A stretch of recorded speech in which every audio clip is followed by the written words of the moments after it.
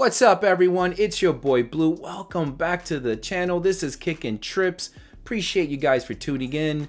I got another fun one for you guys today. These are my top 5 sneaker buys and my top 5 buyer's remorse of 2024.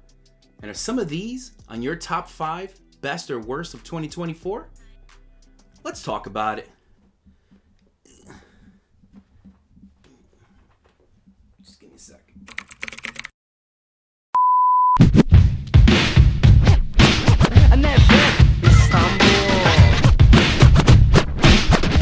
Now I'm gonna rank and jump into some of the details as to why these are my top 5 buys and my top 5 regrets of 2024. But I think what I'm gonna do is break up that video so it doesn't end up being like a 25-30 minute video. So I'll make a video with just talking about my top 5 buys and a separate video of my top 5 regrets. But I am gonna drop them both at the same time. But before all that, click that subscribe and notification bell. It really does go a long way as far as helping the growth of the channel, so definitely appreciate that. Now, before I start sounding like the Grinch over here, let me just start by saying that these are just my personal opinions based on sneakers that I was buying throughout the year, and it's totally based on my style and taste, how I rock my sneakers, what it felt like when I got some of these sneakers in hand and I got to check out the materials, you know, what it felt like when I threw some of these sneakers on feet and how I felt about them on feet. So if some of my top 5 regrets are some of your top buys of 2024 and you like them, and I love that for you. Now, before I start my list, I do want to go over at least one honorable mention. And these, which are the Nigel Sylvester Jordan 4 RM lows in the driveway gray colorway. I'm going to be honest with you, I don't even know why these are on my list. I just think that the whole story that they did behind this sneaker with Nigel Sylvester, the materials that they put on this in regards to this like really dark charcoal gray, that really nice red check mark that's on that front, which I think that's the check mark that got me when it came to wanting these. Bike air on the back, which I just thought was a super nice touch. I just think that the RM low is a sneaker that, for me, I love lows, and I think that this is one of those that I really wanted to throw on feet.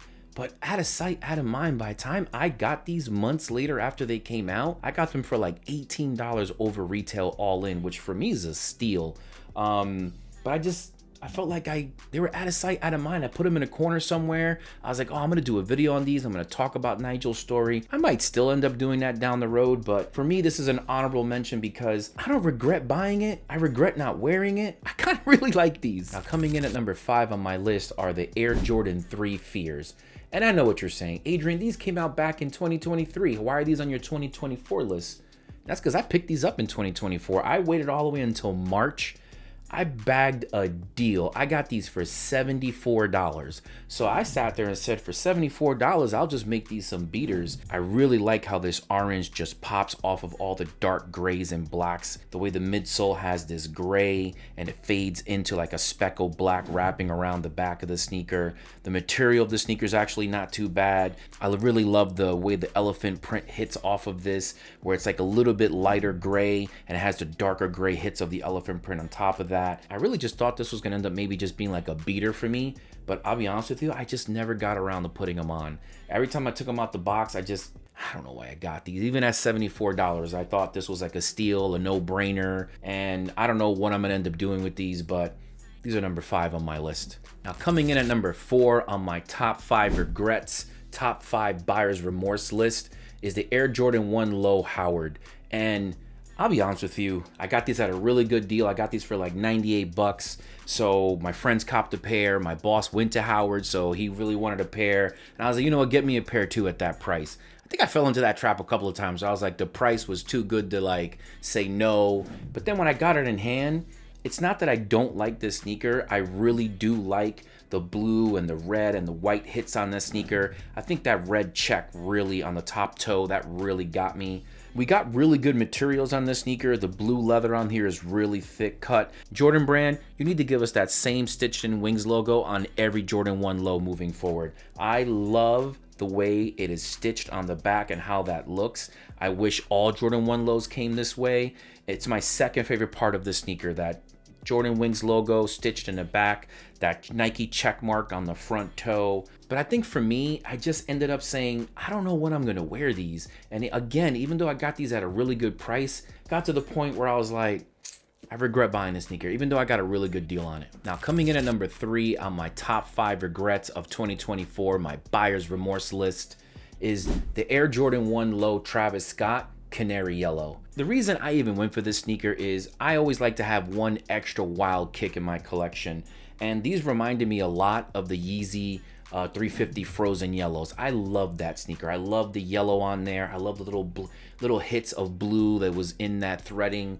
I really liked that it had a gum bottom, and honestly, this was like perfect as far as what I thought I was gonna get. And that's the yellow with the blue with the gum bottom. And it's not that I don't like these, it's just that when I got them in hand, the material wasn't so great. The leather on this, which I thought was white, but it's actually like a silver color.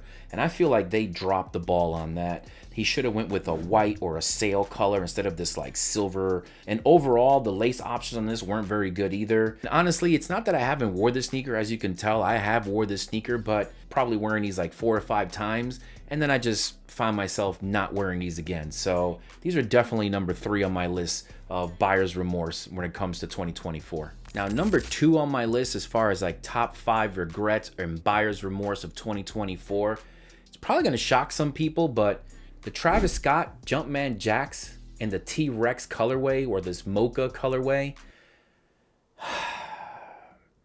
I'm disappointed that I don't like these more. That's really what is getting me about these. Just getting these on the Travis Scott site kind of shocked me, because I just didn't think it was possible. And I just don't know what it is that I really like these in hand, and I just did not like them on feet. First of all, I felt like this was one of the most slippery soles I've ever felt in my life. That jack print is essentially going to end up coming off. And maybe it's that I would have liked had this sneaker had a little bit of sail, maybe in the midsole or the swoosh, and then we could put some sail laces on these. But I just think that's me just trying to make this sneaker look like that Jordan 1 Low Mocha Travis Scott that I love so much, that's just way out of my range as far as sneakers. I don't regret hitting on these for retail, because I could flip them into something better that I like. I just think that I really have, not buyer's remorse, but buyer's regret, that I just don't like these more than I do. And for that reason, this is number 2 on my list. Now, number 1 on my list, I don't know if it's going to shock a lot of people or if it's going to make people upset, because there are probably way worse sneakers out there. But again, this is not a list of the worst sneakers or the worst collabs of 2024. These are the sneakers that I regret buying or I have buyer's remorse on. And number 1 on my list, these are the Jordan 4 A Ma Maniére While You Were Sleeping in the Fossil Stone colorway. And I really thought I was gonna love these. I just really thought it was a great looking sneaker. I thought it was a great collab. I thought it was a great story. We got a great box. We got really good materials. I really love this Fossil Stone color. I thought I was gonna love it a lot more when I got it in hand. I really love the muslin, like aged sole. I love the black hit in between. Who doesn't love a booty that has Nike Air on the back, quilted material on the inside? And I just really wanted to love this sneaker. Like, I got it in hand, and it's one of those things where it's like, you ever get something, you're like, man, I really want to love this, but then you realize, I'm not going to wear this. So even though I really love looking at this sneaker, I don't think I'm going to wear these. And I think at the end of the day, that's what it comes down to for me, because I want something that I'm not going to just wear like once a year out of guilt because I spent the money and not, I'm not wearing them. So number 1 on my list as far as like, my top 5 regrets, this is number 1. My biggest buyer's remorse, this is number 1 on my list. I hate that it is, because it's a dope sneaker, but it's number 1 on my list. All right, guys, that is it for me. Feel free to drop a like, comment, and subscribe if you like where we're going with the content on the channel. It really does go a long way as far as the growth of the channel. And let me know what you guys think. Are any of these on your top 5 worst buys of the year?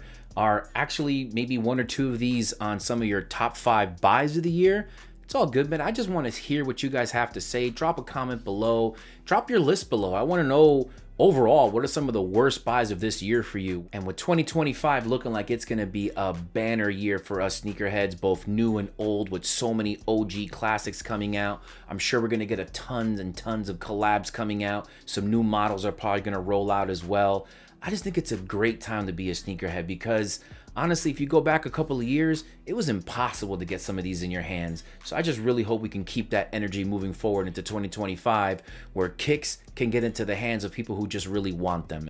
But with all that being said, if there's a sneaker that you really like, list or no list, buy them. Maybe there's a sneaker that you really wanted to get but you missed out on, go get them. But more importantly than anything, guys, regardless if it's the beginning of the year all the way through the end of that year, of any year, wear them. All right, guys, catch you on the next one.